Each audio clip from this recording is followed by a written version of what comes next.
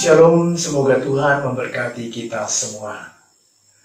Saudara-saudara yang terkasih dalam Kristus, selamat mengikuti program meditasi bersama dengan saya, Romo Arsenius Vikar CSE. Saudara-saudara yang terkasih, pada video saya yang terakhir, saya berbicara mengenai metode doa keterpusatan atau centering prayer. Nah, pada video ini saya mau berbicara mengenai Lectio Divina. Teresian memiliki metode Lectio Divina yang khas yang dapat kita temukan dalam tulisan-tulisannya yang tersebar di buku Polibatin dan juga buku Jalan Kesempurnaan. Jadi Teresian tidak menulis secara khusus, tapi tulisan mengenai Lectio Divina tersebar di antara dua buku ini. Nah, saudara sekalian, sebelum kita melanjutkan pembicaraan kita mengenai Lectio Divina, saya mau menyampaikan satu hal. Saya kira sebagian besar di antara kita mengenal dan juga mungkin pernah mempraktekkan Lectio Divina. Baiklah, kita melupakan sejenak apa yang pernah dipelajari supaya kita lebih mudah mengerti kekhasan Santa Teresia dari Avila.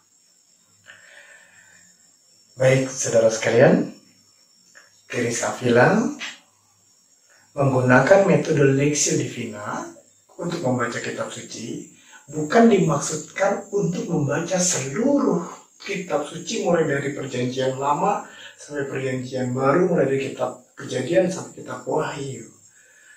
Metode Lectio Divina yang digunakan Teresia itu dimaksudkan untuk merenungkan kisah kehidupan Kristus. Jadi, melalui metode Lectio Divina, Teresia mau merenungkan misteri kehidupan Kristus, mau berjumpa dengan Kristus seperti yang diceritakan di dalam kitab suci. Oleh karena itu, dalam melakukan metode ini, bacaan-bacaan yang paling tepat dipilih adalah bacaan yang bercerita mengenai Kristus yang ditulis di dalam Injil. Dan secara khusus, Teresia mengatakan bahwa dia senang memeditasikan misteri penderitaan Kristus. Karena dengan merenungkan misteri penderitaan Kristus, dia melihat bagaimana Yesus begitu mengasihinya, begitu mencintainya, memberikan dirinya dan merelakan dirinya menderita bahkan wafat dan wafat di kayu salib. Merenungkan misteri ini bagi Teresa akan memberikan kesadaran bahwa Yesus begitu mencintainya dengan cinta yang besar. Nah, saudara sekalian, jadi secara khusus Teresa menganjurkan, meminta kita untuk merenungkan misteri-misteri penderitaan Kristus. Meskipun misteri kisah hidup Yesus yang lain pun tetap perlu kita refleksikan, perlu kita meditasikan. Baik, saudara sekalian, kita akan melihat metode Lectio Divina ini langkah demi langkah. Sama seperti metode Lectio Divina yang lainnya, metode Lectio Teresia Avila ini juga terdiri dari 4 langkah. Yang pertama adalah Lectio atau membaca. Yang kedua adalah meditasi atau merenungkan. Yang ketiga adalah oratio atau berdoa. Dan yang keempat adalah contemplatio atau berkontemplasi. Kita akan melihat langkah-langkah ini. Tapi sebelumnya saya mau mengajak kita semua untuk memilih satu perikop yang akan kita renungkan. Jadi sebelum kita melakukan meditasi ini atau Lectio Divina ini, ya kita perlu memilih dan menentukan satu perikop. Dan saya kali ini mengajak kita semua, saudara sekalian, untuk merenungkan kisah kehidupan Kristus, penderitaan Kristus, dari Matius bab 27 ayat 27 sampai 31. Nah, tahap pertama dari Lectio Divina ini adalah membaca. Kita akan membaca teks ini perlahan-lahan. Mungkin perlu beberapa kali kita membacanya, supaya kita dapat mengerti apa yang diceritakan di dalam teks kitab suci ini. Kita mengerti dengan fokus perhatian kita tentu saja kepada Yesus. Dan juga selain kita mencoba untuk mengerti cerita yang dikatakan dalam teks ini, kita juga memahami alur ceritanya. garis besar jalan cerita itu kita mau pahami dan bahkan kita hafalkan. Jadi ini kita lakukan dalam proses membaca. Mari kita lakukan. Sekali kita buka Matius bab 27 ayat 27 sampai ayat 31.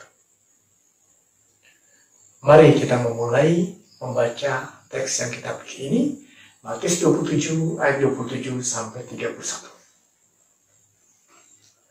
Kemudian serdadu-serdadu wali negeri membawa Yesus ke gedung pengadilan, lalu memanggil seluruh pasukan berkumpul sekeliling Yesus. Mereka menanggalkan pakaiannya dan mengenakan jubah ungu kepadanya. Mereka menganyam sebuah mahkota duri dan menaruhnya di atas kepalanya, lalu memberikan dia sebatang bulu di tangan kanannya. Kemudian mereka berlutut di hadapannya dan mengolok-olokkan dia, katanya, "Salam hai Raja orang Yahudi." Mereka meludahinya dan mengambil bulu itu dan memukulkannya ke kepalanya. Sesudah mengolok-olokkan dia, mereka menanggalkan jubah itu daripadanya dan mengenakan pula pakaiannya kepadanya. Kemudian mereka membawa dia keluar untuk disalibkan. Langkah pertama dari leksi ini adalah membaca dan berusaha untuk mengerti. Mari kita mencoba untuk mengerti teks ini. Jadi Yesus rupanya diadili di luar gedung pengadilan karena orang-orang Yahudi tidak mau masuk ke dalam gedung pengadilan. Yesus diadili di luar gedung pengadilan dan dijatuhi hukuman mati. Kemudian setelah hukuman dijatuhkan, para serdadu itu membawa Yesus masuk ke dalam gedung pengadilan. Serdadu-serdadu itu yang membawa Yesus masuk ke dalam gedung pengadilan, mereka memanggil seluruh pasukan untuk berkumpul. Dan mereka kemudian melepas pakaian Yesus, mengenakan pada Yesus jubah ungu. Jubah ungu itu lambang seorang raja. Raja pada zaman itu biasanya berpakaian ungu, dan orang-orang kaya juga berpakaian ungu. Maka Yesus diberi pakaian ungu oleh mereka, menganggap Yesus adalah raja. Kemudian apa yang dilakukan? Mereka menganyam sebuah mahkota dari duri dan meletakkan mahkota itu di atas kepala Yesus. Mahkota juga lambang raja. Lalu kemudian mereka juga memberi sebuah bulu, sebuah tongkat dan meletakkannya pada tangan Yesus sebagai tanda Yesus raja. Tapi semuanya itu olok-olokan dari para prajurit. Jubah ungu, mahkota, tongkat atau bulu di tangan, olok-olokan untuk memperolokkan Yesus, menghina Yesus. Mereka melihat dan seakan-akan mereka menganggap Yesus raja. Mereka mulai berlutut, mengolok-olok Yesus, meludahi Yesus. Dan mereka juga mengambil bulu itu, memukulkan bulu itu kepada kepala Yesus. Setelah mereka puas mengolok-olok Yesus, menghina Yesus, kemudian mereka melepaskan jubah itu, jubah ungu, dan mengenakan kembali pakaiannya. Lalu kemudian mereka membawa Yesus keluar untuk disalibkan. Ini langkah pertama kita mengerti apa yang dialami, apa yang terjadi pada sahabat kita. Sahabat kita mengalami peristiwa-peristiwa ini di dalam kitab suci, atau seperti yang diceritakan di dalam kitab suci. Setelah kita mengertinya, kita mencoba untuk melihat alur cerita dari kisah ini supaya kita mudah menghafal, mudah mengingat, dan nanti mudah untuk merenung-renungkan kembali peristiwa ini di tahap kedua, tahap meditatio. Saudara sekalian, untuk mengingat alur cerita ini tidak sulit bagi kita. Kita bisa melihat Pertama, Yesus diadili di luar gedung pengadilan. Yesus dijatuhi hukuman mati. Lalu kemudian Yesus dibawa masuk ke dalam gedung pengadilan oleh beberapa orang prajurit. Lalu prajurit ini memanggil seluruh pasukan, dan seluruh pasukan berkumpul mengelilingi Yesus. Lalu mereka melepaskan pakaian Yesus, mengenakan jubah ungu sebagai tanda raja. Mereka menganyam sebuah mahkota duri, memahkotainya sebagai raja, dan memberikan tongkat kerajaan sebuah buluh di tangannya. Sebuah olok-olokan. Lalu kemudian mereka mulai berlutut. Salam, hai engkau raja. Lalu meludahi Yesus, mengolok-olok Yesus, mentertawakan Yesus, menghina Yesus. Dan mereka mengambil buluh itu dan memukulkannya kepada kepala Yesus. Semua itu dilakukan dan Yesus diam saja. Kemudian setelah mereka puas mengolok-olok Yesus, mereka mengambil kembali jubah itu, melepaskan jubah ungu, dan memakaikan kembali pakaian Yesus, dan membawa Yesus keluar untuk disalibkan. Saudara sekalian, kalau kita sudah mengerti, memahami cerita, dan juga memahami dan menghafal Alkitab ini, kita bisa masuk ke langkah yang kedua, yaitu langkah meditasi.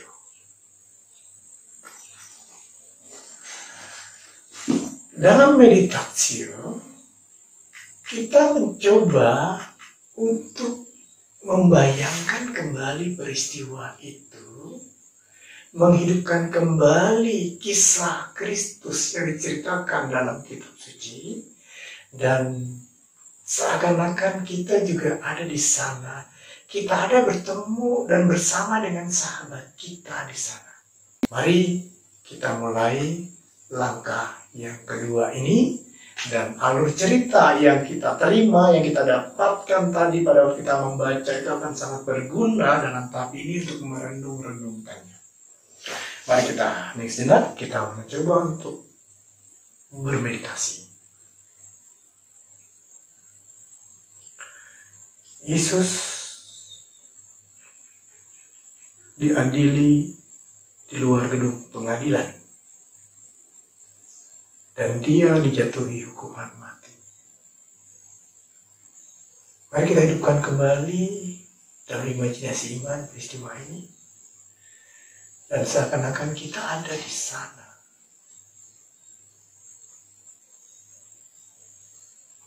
Kemudian para serdadu membawa Yesus masuk ke gedung pengadilan. Dan mereka memanggil seluruh pasukan untuk berkumpul mengelilingi Yesus.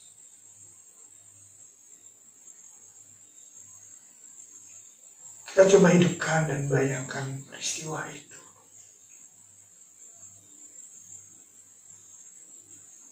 Dan mereka melepas pakaian Yesus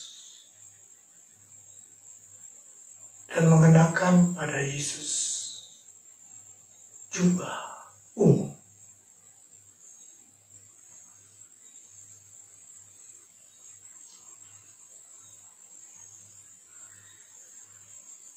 Dan mereka menganyam sebuah mahkota dari duri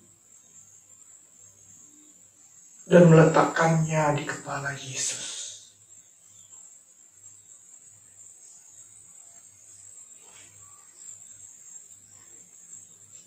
Kemudian mereka mengambil sebuah buluh dan meletakkan di tangan kanan Yesus.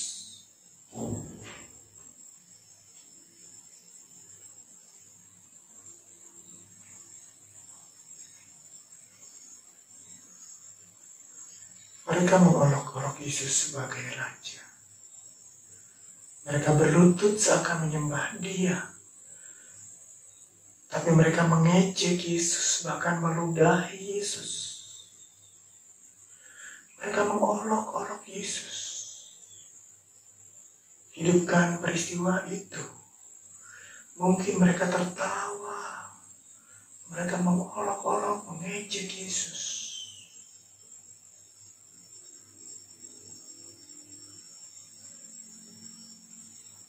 Dan Yesus diam saja.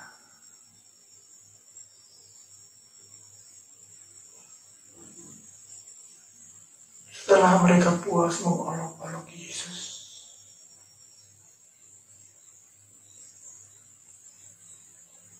mereka memukul kepala Yesus dengan tongkat.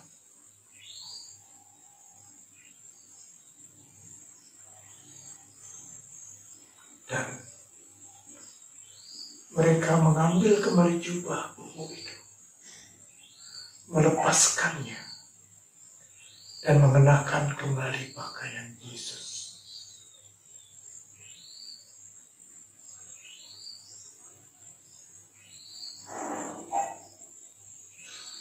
Saudara sekalian, permenungan ini kita renungkan, kita ambil waktu yang cukup untuk melihat apa yang terjadi di sana. Apa yang dialami sahabat kita. Kita perlu berulang-ulang, kita perlu secara perlahan menghidupkan suasana itu. Dan kita seakan-akan hadir di sana. Saudara sekalian, peristiwa Yesus yang diolok-olok dan dihina. Peristiwa ini tentu saja akan berbicara kepada kita. Dihadapkan pada realitas ini, mungkin kita disadarkan oleh satu atau dua hal. Peristiwa ini bisa menggugah hati kita. Mungkin kita sedih melihat Yesus diolok. Mungkin kita marah kepada para pengawal yang mengolok-olok Yesus. Atau mungkin kita merasa menjadi bagian dari serdadu itu yang mengolok-olok Yesus, yang menghina Yesus dengan dosa kita. Ataupun kita tersentuh karena Yesus menanggung semuanya itu dengan rela. Atau kita tersentuh dan melihat bagaimana sahabat kita mengalami semuanya itu demi cintanya kepada kita. Saudara sekalian, berhadapan dengan situasi Yesus seperti diceritakan dalam kitab suci, itu akan berbicara sesuatu kepada kita dan memberi kesan pada kita. Nah, saudara sekalian, setelah itu kita masuk dalam tahap yang ketiga, tahap oratio atau tahap berdoa. Kesan yang ditimbulkan ketika kita berhadapan dengan situasi Yesus dalam kitab suci, kesan itu mendorong kita untuk berdoa, mengucapkan sebuah permohonan, syukur, pujian, atau apapun juga. Nah, kita dapat berdoa dan juga kita dapat mengungkapkan niat-niat baik kita, komitmen kita, pertobatan kita kepada Tuhan. Dan banyak hal yang bisa kita ungkapkan di sana. Tahap ketiga, tahap di mana kita berdoa. Tahap keempat adalah tahap kontemplatio atau berkontemplasi. Kita mau duduk diam. Tahap ini bukan lagi imajinasi, bukan lagi pikiran yang bekerja, tapi kita mau memusatkan perhatian kita pada Yesus. Yesus sahabat kita yang saat ini hadir bersama dengan kita, yang ada bersama dengan kita, dan dia pernah mengalami diolok-olok, dihina demi cintanya kepada kita. Sahabat yang kita temui yang bersama dengan kita saat ini adalah sahabat yang telah menunjukkan cintanya dan membiarkan dirinya diolok-olok seperti yang diceritakan dalam kitab suci. Nah, di sini dalam tahap ini kita melakukan centering prayer, melakukan doa keterpusatan, memusatkan perhatian pada Yesus yang hadir, yang mengasihi kita, yang mencintai kita. Kesan yang ditimbulkan atau kesan yang tertanam pada kita ketika kita melakukan meditatio, kesan itu menjadi satu aspek yang mau kita sadari dari sahabat kita, dari Yesus. Kalau kesan itu adalah kesan dia mencintai kita, nah kita sekarang berhadapan dengan sahabat kita yang mengasihi kita. Kita mau ada bersama dengan sahabat yang mengasihi kita. Nah di sini kita boleh duduk diam, bukan lagi berpikir, bukan lagi berimajinasi, tapi kita mau ada bersama dengan Yesus.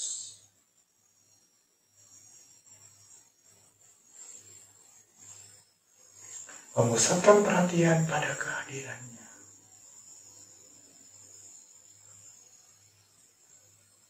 Mengarahkan perhatian pada kehadirannya, dia ada dalam hati kita, dia ada bersama dengan kita. Kita mau menikmati kehadirannya. Dalam kesadaran kita mau ada bersama dengan dia.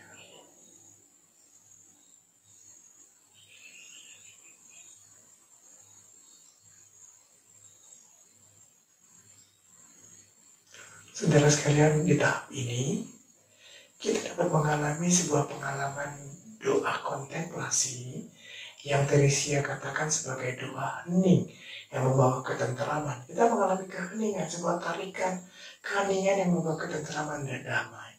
Atau kita juga dapat mengalami apa yang disebut oleh Santa Teresia doa persatuan.